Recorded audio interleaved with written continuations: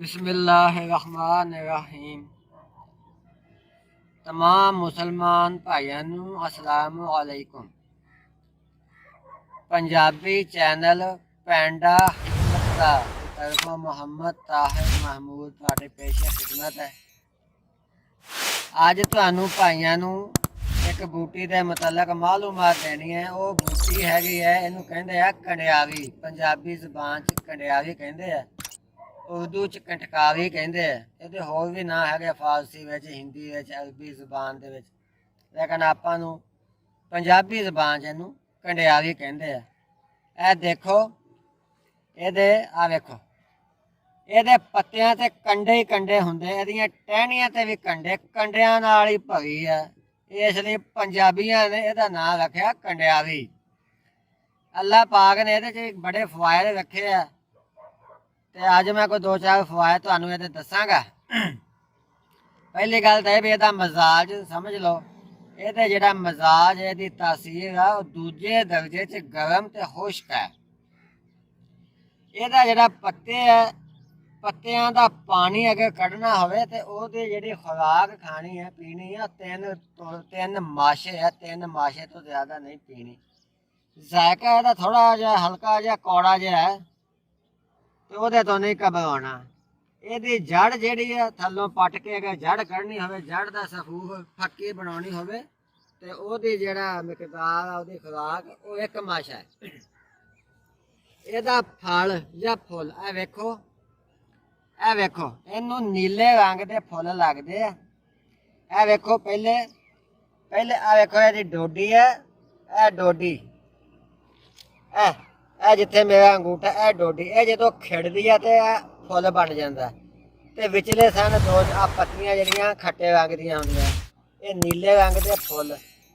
ਇਹਦੇ ਫੁੱਲਾਂ ਦਾ ਤੇ ਇਹਦੇ ਆ ਵੇਖੋ, ਇਹ ਫਲ ਇਹਦਾ, ਇਹ ਪੱਕਾ ਹੋਇਆ ਫਲ ਵਾ ਇਹਦਾ। ਡੋਡੀਆਂ ਪੱਕੀਆਂ ਹੋਈਆਂ, ਇਹਦਾ ਫਲ ਇਹ ਪੀਲੇ ਰੰਗ ਦੇ, ਪੱਕ ਕੇ ਪੀਲੇ ਰੰਗ ਦਾ ਹੋ ਜਾਂਦਾ। ਜਦੋਂ ਕੱਚੇ ਹੋਣ, ਇਹ ਵੇਖੋ, ਇਹ ਕੱਚਾ ਫਲ ਹੈ। ਇਹ ਸਬਜ਼ ਰੰਗ ਦਾ, ਇਹਦੇ ਧਾਰਾਂ ਬਣੀਆਂ। ਇਹ ਵੇਖੋ, ਇਹ ਕੱਚਾ ਫਲ ਹੈ, ਇਹ ਨਹੀਂ ਲੈਣਾ। ਜਦੋਂ ਫਲ ਪੱਕ ਜਾਵੇ, ਪੱਕ ਕੇ ਖੱਟੇ ਰੰਗ ਦਾ ਹੋ ਜਾਵੇ, ਇਹਦੀ ਨਿਸ਼ਾਨੀ ਇਹ ਹੈ ਕਿ ਖੱਟੇ ਰੰਗ ਦਾ ਹੋ ਜਾਂਦਾ, ਉਦੋਂ ਇਹਨੂੰ ਇਸਤੇਮਾਲ ਕਰਨਾ ਹੈ। ਇਹਦਾ ਤਰੀਕਾ ਇਸਤੇਮਾਲ ਇਹ ਹੈ ਵੀ ਆ ਡੋਡੀ, ਇਹਦੀ ਆ ਜਿਹੜਾ ਫਲ ਪੱਕਾ ਹੋਇਆ, ਇਹ 2 ਮਾਸ਼ੇ, ਬਸ 1 ਡੋਡੀ ਬੜੀ ਹੈ। 1 ਡੋਡੀ ਇਹਨੂੰ ਤੋੜ ਲਓ। ਇਹ ਤੋੜ ਨਹੀਂ ਹੋਣੀ, ਕੰਡੇ ਬੜੇ ਲੱਗਦੇ ਆ। ਇਹ ਚਾਕੂ ਦੇ ਨਾਲ ਇਥੋਂ ਕੱਟ ਲਓ। ਇਹਨੂੰ ਏਦਾਂ ਤੋੜਨ ਲੱਗੋਗੇ ਤੇ ਇਹਦੇ ਕੰਡੇ ਚੁੱਭਦੇ ਹੋਏ ਬੜੇ ਤਕਲੀਫ ਬੰਦੇ ਨੂੰ ਹੁੰਦੀ ਹੈ। ਇਸ ਲਈ 1 ਡੋਡੀ ਤੋੜ ਲਓ ਬਸ। ਇਹਨੂੰ ਥੋੜਾ ਕੁੱਟ ਕੇ ਤੇ 1 ਪਿਆਲੀ ਪਾਣੀ ਦੇਜਕੀ 'ਚ ਪਾ ਕੇ ਇਹ ਵੀ ਵਿੱਚ ਪਾ ਦੇਣੀ, ਥੋੜੀ ਜਿਹੀ ਕੁੱਟ ਕੇ, ਤੇ ਉਹਦਾ ਉਬਾਲਣਾ ਕੋ। ਜਦੋਂ ਉਬਲਣ ਲੱਗ ਪਵੇ 2 ਮਿੰਟ ਉਹਨੂੰ ਉਬਲਣ ਦਿਓ।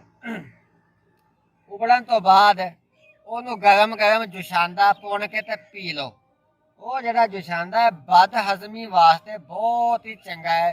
ਜਿਹਦੇ ਬੰਦੇ ਨੂੰ ਬਦ ਹਜ਼ਮੀ ਹੋਵੇ, ਰੋਟੀ ਨਾ ਹਜ਼ਮ ਹੁੰਦੀ ਹੋਵੇ, ਭੁੱਖ ਘੱਟ ਲੱਗਦੀ ਹੋਵੇ, ਜਾਂ ਰੋਟੀ ਖਾ ਕੇ ਉਹਦੇ ਢਿੱਡ ਉਹਦਾ ਫੁੱਲ ਜਾਂਦਾ, ਭਗਾਨੇ ਤਰ੍ਹਾਂ ਫੁੱਲ ਜਾਂਦਾ ਉਹਦਾ ਢਿੱਡ, ਤੇ ਐਵੇਂ ਹਾਲ ਪਾਈ ਰੱਖਦਾ, ਉਹਦੇ ਵਾਸਤੇ ਬਿਹਤਰੀਨ ਸ਼ੈ ਹੈ। ਦੂਸਰੀ ਗੱਲ ਹੈ, ਇਹ ਜੁਸ਼ਾਂਦਾ ਇਸੇ ਫਲ ਦਾ, ਆ ਜਿਹੜਾ ਫਲ ਵਾ ਕੰਡਿਆਰੀ ਦਾ ਖੱਟੇ ਰੰਗ ਦਾ, 1 ਫਲ ਤੋੜ ਲਓ, 1 ਇਹਦਾ ਜਿਹੜੀ ਆ ਡੋਡੀ ਆ ਤੋੜ ਲਓ, ਤੇ ਉਦਾਂ ਹੀ ਜਸ਼ਾਂਦਾ ਬਣਾ ਕੇ 1 ਪਾਈਆ ਪਾਣੀ ਦੇ ਵਿੱਚ, ਵੇਖੋ ਨਾ, ਇਹ ਤੋੜ ਕੇ ਪਾਈਆ ਪਾਣੀ ਦੇ ਵਿੱਚ ਪੀਓ। ਤੇ ਜੇ ਇਸ ਬੰਦੇ ਦੀ ਹਿਜਕੀ ਲੱਗੀ ਹੋਈ ਆ, ਹਚ ਕੇ ਕਰਦਾ ਰਹਿੰਦਾ, ਉਹ ਬੰਦਿਆਂ ਦੇ ਵਿੱਚ ਬਹਿ ਕੇ ਗੱਲ ਵੀ ਨਹੀਂ ਕਰ ਸਕਦਾ, ਉਹਦੀ ਹਿਜਕੀ ਨਹੀਂ ਹਟਦੀ, ਤੇ ਉਹ ਇਹ ਜਸ਼ਾਂਦਾ ਪੀਵੇ ਤੇ ਅੱਲਾ ਦੇ ਹੁਕਮ ਨਾਲ ਉਹਦੀ ਹਿਜਕੀ ਹਟ ਜਾਏਗੀ।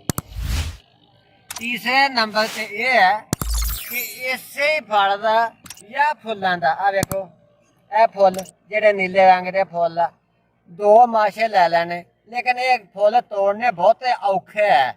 ਇਸ ਲਈ ਇਹਦੀ ਬਸ ਜਿਹੜੀ ਖੱਟੇ ਰੰਗ ਦੀ ਪੱਕੀ ਹੋਈ ਡੋਡੀ ਹੈ, ਇਹਦਾ ਫਲ ਆ, ਉਹੀ ਇਸਤੇਮਾਲ ਕਰੋ, ਬੰਦਾ ਸੌਖਾ ਰਹਿੰਦਾ। ਚਾਕੂ ਨਾਲ ਕੱਟਣੀ ਹੈ, ਹੱਥ ਨਾਲ ਨਹੀਂ ਤੋੜਨੀ। ਹੱਥ ਨਾਲ ਤੋੜੋਗੇ ਤੇ ਕੰਡੇ ਚੰਗੀ ਤਰ੍ਹਾਂ ਚੁੱਭ ਜਾਣਗੇ ਤੁਹਾਡੀਆਂ ਉਂਗਲੀਆਂ ਦੇ ਵਿੱਚ, ਤੇ ਤਕਲੀਫ ਬਣ ਜਾਊਗੀ ਬੜੀ। ਇਹਦਾ ਜੁਸ਼ਾਂਦਾ ਬਣਾ ਕੇ ਖਾਂਸੀ ਤੇ ਦਮੇ ਵਾਸਤੇ ਬੜਾ ਚੰਗੀ ਸ਼ੈ ਹੈ। ਇਹਦਾ ਜਿਹੜਾ ਜੁਸ਼ਾਂਦਾ ਹੈ ਡੋਡੀ ਦਾ ਦਿਲ ਦੇ ਮਰਜ਼ਾਂ ਵਾਸਤੇ ਬਿਹਤਰੀਨ ਸ਼ੈ ਹੈ। ਉਹ ਬਸਣਾ ਦਿਲ ਥੋੜਾ ਜਿਹਾ ਬੰਦਾ ਥੋੜਾ ਜਿਹਾ ਤੇਜ਼ ਚੱਲਦਾ ਜਾਂ ਥੋੜਾ ਜਿਹਾ ਜ਼ੋਰ ਵਾਲਾ ਕੰਮ ਕਰਦਾ ਤੇ ਉਹਦਾ ਦਿਲ ਸਾਹ ਬਹੁਤ ਫੁੱਲ ਜਾਂਦਾ, ਦਿਲ ਧੱਕ ਧੱਕ ਕਰਨ ਲੱਗ ਜਾਂਦਾ, ਮੱਥੇ ਤੇ ਜਿਹੜੀਆਂ ਆਉਣ ਲੱਗ ਪੈਂਦੀਆਂ, ਉਹਦੇ ਵਾਸਤੇ ਬਿਹਤਰੀਨ ਸ਼ੈ ਹੈ।